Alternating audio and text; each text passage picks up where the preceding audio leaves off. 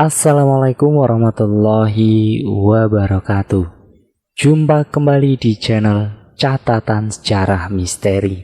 Kali ini saya akan kembali menceritakan kisah misteri yang berjudul Misteri Gunung Argopuro bagian yang ketiga. Yuk, daripada kita lama-lama, langsung saja ke ceritanya. Ini cerita baru terjadi sekitar bulan lalu, waktu teman saya naik Gunung Argopuro. Mereka naik berlima, 2 cewek yang bernama Sari dan Mika, dan 3 cowok memulai pendakian dari jalur Bremi, Kabupaten Situbondo. Hari pertama mereka memulai pendakian pada pagi hari, namun entah mengapa, mungkin karena jalannya santai, akhirnya mereka kemalaman di jalan. Mereka pun memutuskan membuka camp darurat di jalur yang masih jauh dari taman hidup. Malam pertama biasa saja, bahkan masih diselimuti semangat yang membara untuk mendaki lagi. Meskipun mereka harus merasakan dinginnya suhu gunung ditambah hujan yang mengguyur dengan derasnya. Hari kedua, mereka tetap bersemangat untuk mendaki. Namun ternyata kondisi Mika lama-kelamaan memburuk. Akhirnya mereka beristirahat di jalur. Mereka mencari tempat yang agak luas agar tubuh Mika bisa beristirahat dengan leluasa. Namun ternyata sudah 1 jam Mika tertidur. Tidak tampak ada gerakan tubuhnya. Teman-temannya yang melihat tubuh Mika kaku tanpa ada satu gerakan pun akhirnya cemas. Mika seperti orang pingsan.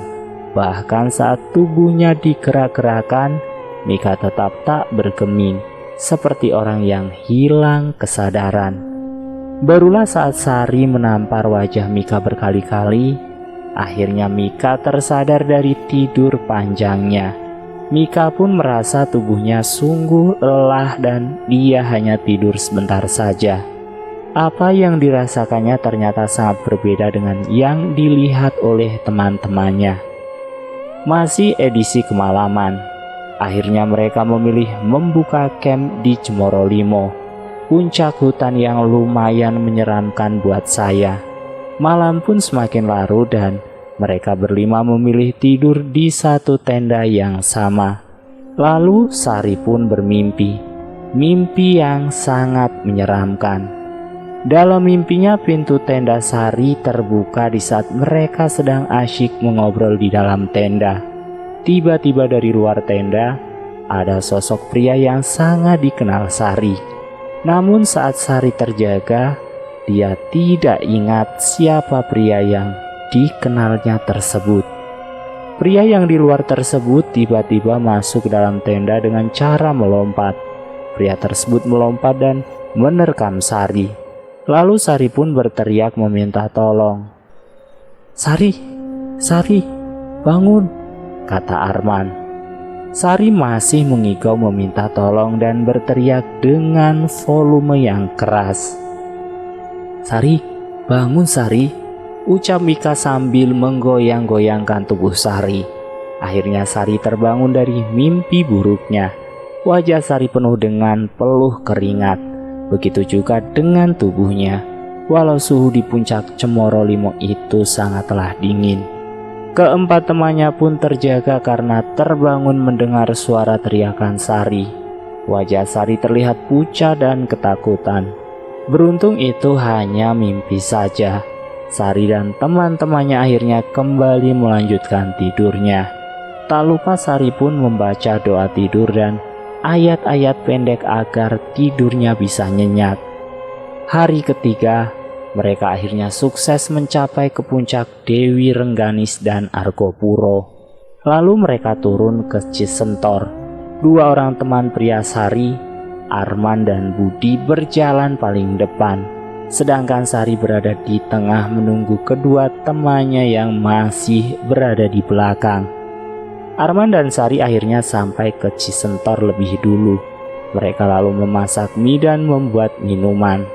agar saat ketiga temannya sampai di Cisentor, mereka bisa makan langsung. Mereka berbagi tugas. Arman mengambil air di kali Cisentor, sedangkan Budi masak di pondokan Cisentor. Namun saat Budi sedang memasak, tiba-tiba bulu kuduk Budi berdiri dan dia merasa merinding. Padahal Budi termasuk orang yang pemberani dan tidak memikirkan hal mistis apapun selama masak. Karena perasaannya semakin tak karuan, akhirnya Budi mematikan kompornya dan menyusul Arman ke sungai. "Kenapa kamu kemari? Emang sudah masaknya?" ucap Arman. Belum sih, gak enak aja sendirian di sana," kata Budi. "Ah, bilang aja kamu takut sendirian," kata Arman. Budi hanya melemparkan senyum yang lebar. Mereka berdua kembali ke pondokan Cisentor, memasak dan menunggu ketiga temannya. Tak lama kemudian ketiga temannya akhirnya sampai ke Cisentor dan mereka menyantap makan siang bersama-sama. Lalu mereka kembali melanjutkan perjalanannya.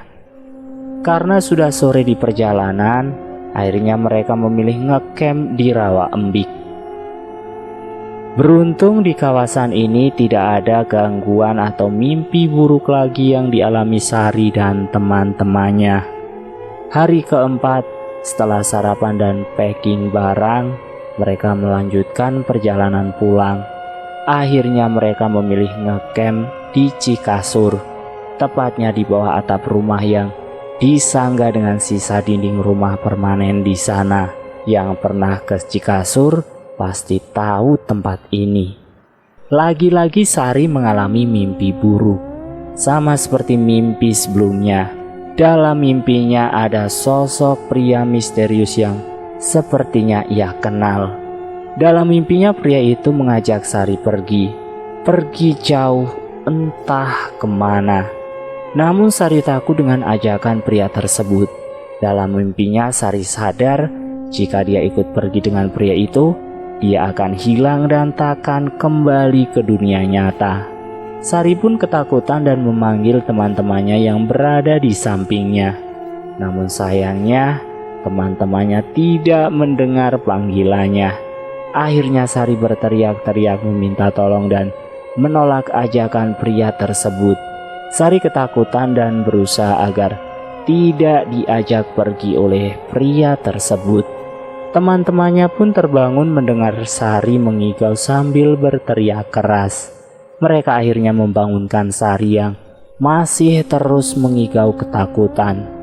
Sari pun terbangun dengan wajah yang pucat ketakutan dan peluh yang kembali membasahi wajah dan tubuhnya. Walau itu mimpi, Sari merasakan mimpi itu seperti nyata. Dan untungnya dia bisa cepat sadar dari mimpinya. Ternyata kisah horor itu tidak hanya dialami Sari saja di Cikasur. Budi yang berada di ujung deretan tidurnya juga merasakan kegelisahan yang teramat sangat. "Saya merasa ada angin yang ditiupkan ke kepala saya," ucap Budi.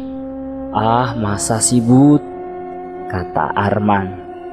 "Iya, mungkin angin dari luar ya. Tapi saya memang susah tidur," kata Budi. "Benar, kamu susah tidur dan ganggu saya tidur. Dari tadi badanmu bolak-balik terus, balik kanan, balik kiri," kata Arman. "Gak tahu kenapa, gelisah terus saya dari tadi. Ternyata Sari juga mimpi buruk," kata Budi. "Ya sudah, besok kita mau lanjut perjalanan pulang. Sebelum tidur, kita baca doa dulu agar tidur kita nyenyak dan tidak diganggu apapun," kata Budi memperingati. Mereka lalu kembali melanjutkan tidurnya.